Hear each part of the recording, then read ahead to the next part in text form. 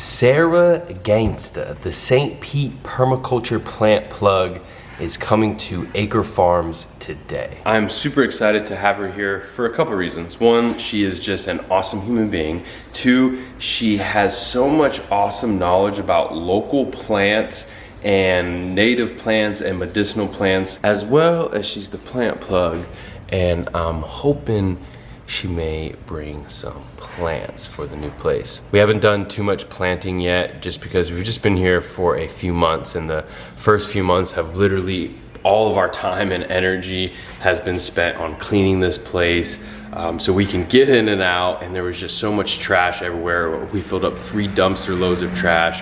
We gutted the house and completely rebuilt the whole entire house. It's about, I would say 85–90% done, just missing some few small details. I'll show you. We're just waiting on a pantry to come up and close it all in with some crown molding. I would give you guys a quick tour, but that's for a whole nother video. Sara also has tons of plant knowledge about local, native, and medicinal plants. So I'm hoping that when she's here, she can help me identify a lot of the plants growing wild around the property. Yeah, I realized that when they do that stuff, that they're eating the bugs. Butterfly pea seeds. I just picked these off my plant the other day. The flower is edible, and you can make your drinks really pretty pink and purple colors. And they're a euphoric. They're good for like the female reproductive system. I think I showed you these on the tour. They're like blue and purple flowers. I probably brought too many plants. The entire backseat of my truck is full of plants for you. For me? Yes, for you. All right, let's go see those. Let's go. Yeah. Y'all are gonna wanna see this up close. Oh, that's all for Aker Farms? It is. What?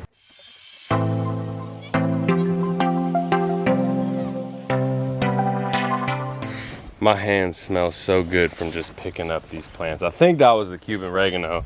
Oh, I didn't even see those. This is some really cool stuff. Oh man, I'm so excited. Like, how'd you get all these plants? So some are from other growers that I get plants from. And then a majority of the edible stuff is stuff that I've just been propagating at my house. And I went through the back corner of my yard and was like, I need to clean this out. So I brought you like one of everything. And then, do you sell them online? I'm getting a lot of them listed on my Etsy store, and then you can also come by the garden in St. Pete and take a look at what I have and buy from what's in stock. I brought you some cool stuff. So this is hot and spicy oregano. So it's like oregano that's got so much volatile oil in it. It's actually got like a spicy flavor. I'm just gonna eat some of that right now. It takes a minute and then it's like, ooh. But it's really yummy. So I brought you that because it was unique. So it's like a herb that I can just have near the kitchen or plant near the or around the house? Mm-hmm. And I find in Florida a lot of the herbs do better in pots, so I figured you could do some pots on the back porch with a lot of your stuff you eat, and then also it'll be close by where your kitchen. And then, you know lemon balm, the herb lemon balm? Yeah, I know the smell. So lemon balm is like relaxing. This is in the same family. This is lime balm. So it actually has more of like a limey, citrusy smell, but it's still got the really soft leaves. Yeah, that's actually smells really delicious. Yeah. Yeah. I don't even need cologne or anything. I'll just walk around and all over you. Yeah. And then I brought you this baby. I had her for sale, but she got a little neglected and I pruned her way back. So what's nice with a lot of herbs is they might look dead and then you just chop them way back and they regrow like crazy. So sweet. It's a really nice like Thai basil. It's almost got almost like a cheesy scent to me, which I really like. Ooh. Doesn't it? Like that really reminds me of pesto. Yeah. Like pesto is my favorite too. Yes. Wow, that smells good. And then this one you can't eat. These are propagated from cuttings. This is a Florida native peperomia. It likes more shade than it's getting right now. That's why it looks a little unhappy, but this will be good under one of your trees. Sweet. And this is more Cuban oregano. It's been kind of neglected and you can see it just still keeps thriving. That's a knopf seedling coming up. Oh, really? Yeah, they just start popping up everywhere. So I'm sure there was a flower blooming over this pot. Yeah, that's so cool. Yeah, and then even there you can see a bunch more little Cuban oregano babies, just pieces I stuck in there. This is almond bush. It's not edible. Oh, that's. But touch yo, this that's and one smell that. Oh, I know this one. This is the one I had at my last place, and I had the hardest time propagating it. It's really hard to propagate, but what I find is it loves to be cut. The more you cut it, the more it grows. Oh, we never cut it. Yeah, you gotta keep cutting it. Yeah. And then every time you cut it, just dip the sticks in root hormone and stick them in the ground. If you do it every time, you'll get some. And look, there's already little guys coming to get it. And these smell like Febreze. I think they smell like almond extract, like straight up almond extract. I don't know what that smells like. But. Okay, we can say Febreze. They smell good either way. Yeah. And these are like a pollinator buffet. Yeah, they are. When I had that at the first house, every time I walked out, it would just be covered in bees and pollinators and butterflies. Yeah. Good old lemongrass. Oh yeah, need it. Need it. They need to clean up, but they should be good to go. How do you clean those up? I prefer doing it with scissors because lemongrass is sharp, but just cutting all the dead away. And honestly, you don't have to, but I find if you do that, they just seem to produce new leaves quicker. This is a Turk's cap. She's been a little sad and neglected, but I think this is cuttings from the cross-pollinated one, so it does pink and red flowers, and sometimes they're two-tone. Oh, but cool. These are edible flowers, and then hibiscus, you can use the leaves too. They don't taste great, but they're really good, like mucilage, like nice moist. You can rub them on your skin, like if you have a burn or something like scratchy that hurts, like burning feeling. This one, this is Clusia, so it's autograph plant. Is that different than that one? Yes. So this one is another one that likes Florida, and you'll see it like lots of places use this as hedge. Like it'll get 6, 8, 10, 12 feet tall. You can do sun or shade, but it's like pretty hard to kill. This is just like a little piece like this big that I stuck in the ground or stuck in this pot months ago. And then all this is wood betony. So if you put this in the ground, this will spread everywhere. And then this grows little edible, they look like a little radish almost, like a little rattlesnake root. Like a ground cover. Yeah. Nice. And this does not seem to like too brutal of sun. Like it can take a good bit of sun, but I usually put it in like a mix of sunshade. Okay. And then I think this is another one of the knopfs, the yellowy one. So you'll probably have knopfs popping up in a lot of these pots. So sweet. I know you wanted more of those. Oh yeah, you know it. Moringa cuttings. Nice. Yeah, and so this is what we were talking about. Like scrape all this back. So get the outer bark off. And then that's where you then put that in the dirt. Yeah. And make sure you have them upright. Don't plant them upside down. Sweet. Passion fruit. Oh, nice. So definitely wanted one of these. She needs a trellis or a tree to climb real bad. Yeah. This is sugarcane. Ooh. Yep.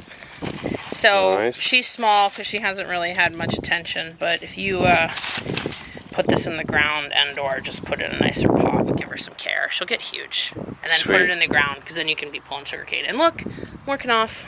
This is a tissue cultured pineapple, so it should fruit this year. What? Yep, it's Florida special. Hold that. Do we need to put that in the ground or put it in a pot? So pineapples are basically bromeliads, so they don't really even need much soil or dirt. They just need feeding from above. So they like to be fed like in the cone. So if you think about naturally when it rains or when stuff falls, it's designed for everything to drop right in here. So basically like a liquid fertilizer or compost tea is poured right on top, and it could have almost no soil. So nice. I got these in the winter, so I took care of them through the winter. So their roots probably aren't too developed yet because it's been pretty cool, but she should do good. Again, a little neglected, but this is lobster claw heliconia. So this grows the giant big lobster claw flowers. And this one, as you propagate it, you can dig it up and, sell it. A lot of people want this one. Nice. But it's a really heavy feeder, and it likes to be wet, so it's good to plant like around your bananas. Yeah, it kind of looks like... You should do, if you have a trellis or if you're okay with it growing on the house, I have a passion vine and a banana planted where my AC drains, and the passion vine is a monster. Like, it's become the size I've seen of my it. whole house. Yeah, I have a video of it. Yeah, and all it's fed by is the AC drain. Yeah. So if your washer's draining, same thing. And then this you can make into a bunch of plants because it's all leggy. That's dragon fruit? Yep. I've been wanting some of this. So dragon fruit, nice. I don't know what color, but look, you can cut it here. It's got roots here. This is called, the common name is Vietnamese lettuce. You can eat it, cook it in soups and stuff. I have no idea what the Latin name is though. These you probably need to baby a little more, but they're giant milkweed cuttings. I just put them in there probably 2 weeks ago. That's a tree? It's the giant milkweed that gets like 8, 10, 12 feet tall. And it gets like big waxy leaves. Okay, I think I know. But the butterflies love it. The Florida native ones, what are they called? The painted ladies, and then the monarchs eat on this constantly. Okay. It's funny, they don't really nest on it, but they will, when they're in the caterpillar stage, they show up on it, they eat their heart's content out, and then I find them in cocoons all over the yard. I would definitely cut this back and dry it. This is catnip. So not just for cats, herbal medicine for people, good for your stomach, good for your digestion. Just makes you kind of generally like calms you down and chills you out. Activates your parasympathetic. And, Hold on, so you're saying I should cut this all back and then dry the part that I cut back? Yep. How do you dry it? If you have a dehydrator, you can do that. Otherwise, a lot of times I just put it on a tray in a sunny spot in the house where it's gonna get like nice heat. Because if you want to make sure it dries quick enough, it doesn't all turn brown. And it broke on the way here. And then when it dries, you just put it in like a mason jar? Yeah. Make sure it's totally dry before you put it in a jar, or it will. And then, if you have a cat, you should share it with them. I don't have a cat, but when I was sleeping out here in the tent, I did find 2 cats that kind of frequent here often. Yeah. And give them a treat with this. Alright. This is in the mint family. And you know that because the stem is square. So all Lemiaceae have a square stem. This is a comfrey. It's been growing kind of slow this winter, but I think with some love that'll get nice and big for you. And then once you get these bigger, you can propagate them through root division. Okay. And if you want it to grow, like disturb its roots. So like literally reach under the soil and mess with the roots. The more you agitate and disturb the roots, the more the plant grows. And this one is super freaking cool. Smell it. Don't look at the tag. What do you think of it? Lemon? Something? Lemon verbena. That smells delicious. Yeah, you can eat it. Really? Mm-hmm. Cook with it. Make all kinds of fancy things with it. That's pretty good. Oh wow. Yeah. That's a good little additive to a dish. Especially like fruity things and sweet things. It also makes really, really nice tea. This is Pinnata lavender. So it's not in bloom right now, but just smell it, even the green parts. Oh yeah. And then see, it's getting new little blooms here. There's a little lavender bloom starting to form. Another one over here. But I like this one because it smells so strong in the green parts. You can cut that and use it. You know, you can throw it in your bath. You can put it in like a steam that you do for the house. Like just boiling water and throw a bunch of aromatic herbs in it and makes your whole house smell good. Ooh, like essential oils. Yeah. Nice. You get them just to come out in the steam. That's sweet. That's a good idea. Yeah. And if somebody's been sick and you want to like clear the house out and reset it, throw sage and a bunch of like the killy herbs in there, lavender, all that stuff. And this, you're probably going to have to grow it up a little more, but I brought you this. It will climb a fence or it will climb way higher. It's Dutchman's pipe vine, and it's the Dutchman's pipe that gets the big flowers. They're like this big. So it literally looks like a big pipe, and it's like sweet. red and black and purple looking. It's really cool. That is And cool. there are swallowtail butterflies though, like you'll get this big and huge and then you'll come out and the swallowtails will have like eaten the entire plant. So they love it. They love it. That's and I cool. can't bring myself to take them off of it. So much of my stuff is for the pollinators. So I just let them decimate it. And then I came out in my garden like a week and a half ago and mine from last year came back. Like it always comes back. So Yeah, it's that's pretty cool. And then longevity spinach, you know about this one? Mm-hmm. It's called longevity spinach because it has like 7 times the nutrition of regular spinach. And it loves Florida, our brutal heat. So you can eat this and literally just like throw the stems on the ground. It'll keep growing. And then this baby, I had made some hanging pots that had food in them. So this has longevity spinach, Okinawa spinach, and then there's a little bit of a sweet potato start I left in there. I figured you could redo this if you want it. I just pruned it way back, but I like having edible hanging baskets. Yeah, that's a good idea. That's so cool. And these are cassava. They're still living. They got toasted when it got real cold, but I would just chop these back to like here and then plant them. And you can try sticking these sticks in the dirt too. See, they might not be thick enough, but cassava propagates super easy. One more, last one. I think it might be mixed in with the Cuban oregano. Where are you? This one. So this one, you got to pay attention to the difference because the leaves are pretty similar. Cuban oregano. Boldo. See the difference? Little bit. Little bit. This one's less sharp, so it's more round and it's softer. Feel them. So the Boldo is softer. This one's less soft. Oh yeah. And this one, you remember it's soft because some people call this hippie toilet paper. Oh So, yeah, I remember that one. Yeah, you can grow it by like your compost toilet. Sweet. But yeah, I brought you some cuttings because it grows super easy from cuttings, and this was super leggy. So chop it up and you can get like 4 or 5 cuttings off each of those. Nice. Yeah, and it just smells amazing. This is the one that's good liver gallbladder medicine. Nice. Got an elderberry and a Rajapuri banana. Sweet. The Rajapuri looks a little sad, but I don't prune these in the winter. I leave all the extra stuff on to help keep them warm. So if you're done being cold here, I'd cut all the dead off. Otherwise, I'd leave it until you're Sweet. past that point. Nice. And what is this one? This is an elderberry, elderflower. Yeah. So started this one from cutting in the fall, so she's doing pretty good. Nice. And I would say she's ready to go in the ground. Put her in a nice wet spot. Not near plumbing, not near your house. Okay. They chase water. Okay.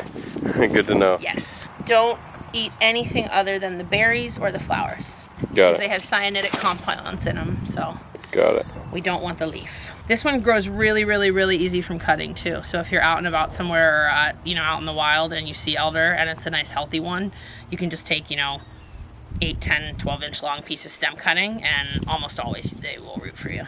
Yeah, sweet. Yeah. All right, that's all we got. Thank you so much. You're welcome. One more thing. What? So for the people who are watching, and if they want to get plants from you, where do they go? Yeah.